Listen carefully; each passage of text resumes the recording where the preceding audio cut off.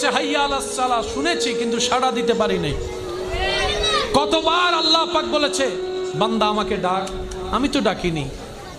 বান্দা এটা কর, আমি তো করিনি। বান্দা এইভাবে চল, আমি তো চলিনি।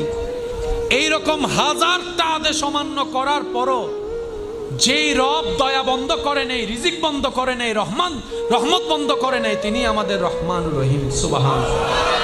তো মুমিন বান্দারা আফসোস করে না, আপত্তি করে না, ওনারা অপেক্ষা করে রবের হুকুমের। ওই রবের হুকুম আসা পর্যন্ত অপেক্ষা করার মাঝখানে যে রাস্তা, এটার নামে সবর, এটার নামে ধৈর্য।